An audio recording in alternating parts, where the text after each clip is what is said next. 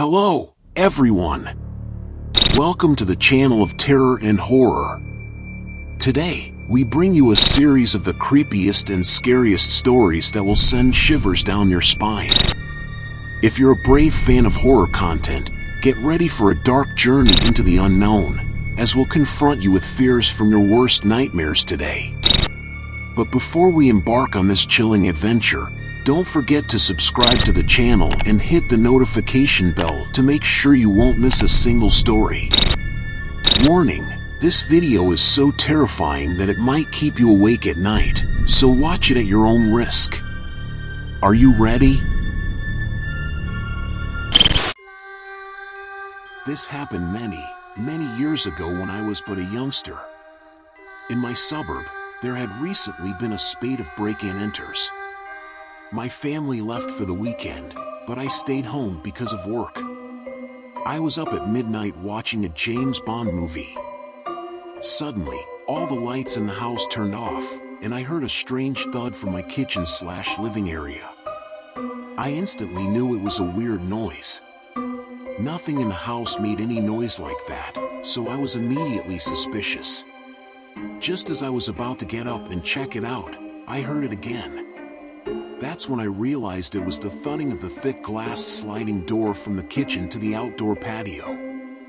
As I mentioned, all the lights are off, so I'm going through the house, turning the lights on. When I reached the light switch to turn on the patio light, I hit all the lights simultaneously, including the warning at my front door, visible from where I'm now standing.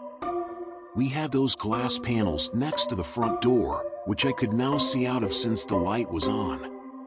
Nobody was in the patio area then, but I saw someone sprint past and out of the yard through the glass panels at the front door. Even though I couldn't see any detail, it was unmistakable to see that it was a person running history. It later occurred to me that they were most likely kicking the glass patio door to try and smash it and break in. It was pretty spooky then, just that sudden realization of that is not a normal noise. It all started after moving into my new house. Yeah, that's pretty cliche. I know, but it's what happened. I never experienced anything supernatural before, and, though interested, I never expected anything to happen to me. I was able to rent the house for pretty cheap. I thought nothing of it because it was old and not in the best neighborhoods, so I got a good deal. After moving everything in, things were fine for a while. I don't remember exactly when it started because it seemed so minor. I'd turn a light on in the kitchen or the bathroom and return to find it off. Honestly, I thought I had forgotten that I turned them off when I returned. After a while, I began to wonder and intentionally left some lights. Sometimes, nothing would happen. Sometimes, I'd come back to find the lights turned off. By now, I figured out that something was off. I wasn't scared, but just confused. I thought maybe something was wrong with the electronics. I started leaving lights on a bit more often because I thought I might be able to get some indication of why they would randomly shut off. That's when it started to take another turn. The first real time I remember something crazy happening was when I left the kitchen and living room lights on while I was asleep. I woke up to a deep, rumbling growl coming from the kitchen. Now, from the bedroom, you can see down the hall to the living room connected to the kitchen. I remember waking up and thinking an animal or something was in my house. I looked down the hall toward the living room to see the light darken. Somebody had flicked off the light in the kitchen. Another low growl came, this time from the living room, and I nearly screamed as I saw something bolt across the length of the hall opening, and then the living room light went out. I couldn't tell exactly what it was, though. It just seemed like a black shadow or something. It didn't matter. I was scared shitless. I bolted from my bed and threw on the bedroom light, expecting something to be in this room and getting ready to come after me.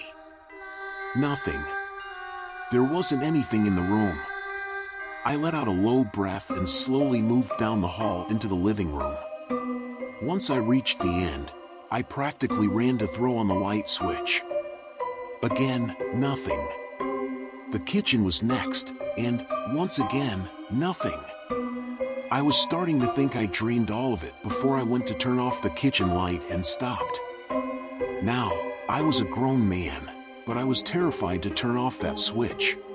And I'll admit it, I slept with all the lights on that night. That was a mistake. When I woke up the following day, all the lights were again off. I went to push myself out of bed and winced as my body felt sore. I pulled the sheets off to see long red marks running down my legs and arms. It looked like something scratched me in the night. That terrified me, but not nearly as much as what I saw around the house. Every light I left on was smashed. Every light bulb last night was broken, and every lamp was knocked over and smashed. My breath caught in my throat as I looked around. Something was fucked up as hell here. And something tried to, well, do something to me. I called in for work that day and immediately replaced all the lights. I didn't know what to do then. I thought about leaving, but I know this probably sounds stupid, but this was my home. It was my first time away from my family. This was my home. I couldn't give it up. So, I stayed. Even as it got worse. Even though I was beginning to become terrified of the dark, I couldn't sleep with the light on me in the bedroom at night. I'd leave other lights on, like in the hall or the living room, giving myself enough to see pretty well in my darker room. And, almost every night, I'd wake up in the middle of the night to hear something growling and prowling around the living room, and then the lights would shut off. I didn't want to look. I was terrified at the thought of being in the same room with whatever was there. So I curled up in bed and prayed it never came in. One night, I had it after this went on for a while. I bought a gun and turned on every light in the house. Then I sat down in the middle of the living room with my rifle in my lap and a baseball bat sitting next to me. I waited. It was a long time before there was anything at first. At around 2 in the morning, I began to hear it. Oddly, it was behind me. I turned and peeked toward the hall to my bedroom and could listen to that familiar growl. I swallowed, held my gun in one hand and the bat in the other, and slowly began to step around to get a better view of the bedroom from the living room. As I began to understand my bed, I heard a loud thump, followed by an inhuman roar. Being the brave man I was, I jumped back and away from the hallway. I wanted to end this all, but, dear God, I didn't want to deal with that thing. I could hear tearing and smashing, and I don't know how I caught it. I did manage to listen to an audible click. And then nothing. Slowly, I returned to peek down the hall, and the light was off again. I took a deep breath and ventured forth, my weapons ready. I gasped when I came to my bedroom and flicked the light back on. My bed was ravaged, torn entirely apart. It was like some animal had jumped into it and just ripped it to shreds. I looked at what was left of my bed and stood in shock for who knows when. It wasn't until I heard the sound of a familiar growl that I turned around.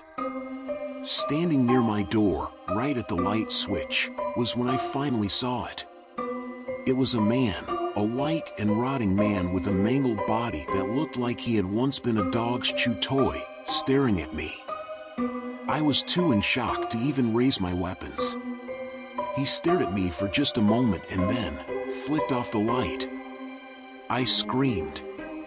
I'm not even ashamed to admit it. I screamed and bolted. I didn't care if that was where that man had been standing. I ran right past where I had seen him, swinging my bat like a madman. I nearly put a hole in the hallway as I ran through into the safe light of the hall. I turned to look back then, just in time to see him once again near the hall's light switch. He turned that one off, too. By then, I didn't want to fight. I wanted to be safe. I burst past the living room and into the brightness of my kitchen. I heard the sound of growling and scratching nearly all around me then, and I knew he was coming back. I looked back to once again see that mangled and rotten corpse of a man turn off another light with a broken finger and plunge me into terrifying darkness. I broke for the living room. This was going to be my final stand. I'd have to fight here. I drew close to the standing lamp that was my last line of defense. It hated the dark, so I'd stay right here, next to this comforting standing lamp. I waited for it to turn off, but it never did. I looked around and, quiet, nothing but calm. I turned to look at that saving grace of a lamp that refused to yield. I started to find myself laughing, a crazy but alive laugh, and I thought I'd finally be okay. I stepped closer, and I swear I almost hugged that lamp. Until I saw it. I heard the growl first coming not from behind me but in front. From that lamp. My eyes widened, and I stared as the light from that lamp intensified. I stumbled back and didn't know what happened, but I tripped on something. I sat flat, staring at that bright, intense light. It wasn't comforting any longer. Just hot and heavy and sunny. I thought it was going to burn me away. And then it came. I don't have words to describe what poured from that lamp's light. It was hideous, twisted, and filled with rage. I know I'll never forget those eyes, though. Bright, hot, and white, two glowing circles of pure malice. It hated me. It hated everything about me. And not just me. It hated all of us. Every human being. But it was stuck here. And it would lash out at what it could. Me? I don't know how I knew this, but I just knew. I lunged for me, and I prepared myself for a painful death. Click! The light went out. Once again came darkness, a sweet, quiet, relaxing evening. I stayed on the ground for a long moment, letting my eyes adjust as I kept my gaze fixated on where my standing lamp was. As the seconds passed, I could start to make him out. That mangled man standing by the light, one torn hand upon the switch as he looked down at me. I understood then. I understood what it all meant. Everything that happened. The man pulled his hand away from it and then pointed a mangled finger toward it before, very clearly, shaking his head from side to side. All I could find myself doing was nodding. He wasn't the one trying to harm me. He was trying to protect me all this time, in all those instances. That creature could only come in the light. And this mangled man had been trying to keep me safe. He didn't want someone else to repeat his mistakes. I moved out the very next day and never looked back. Whatever it was confined to that house, and so far, nothing had come at me from another light source. However, that thing will always stick with me in my mind. Every night, in my new apartment, I made a habit of wandering around the house, ensuring every light was off, every curtain was closed, and I plunged myself into quiet, comforting, and safe pitch darkness.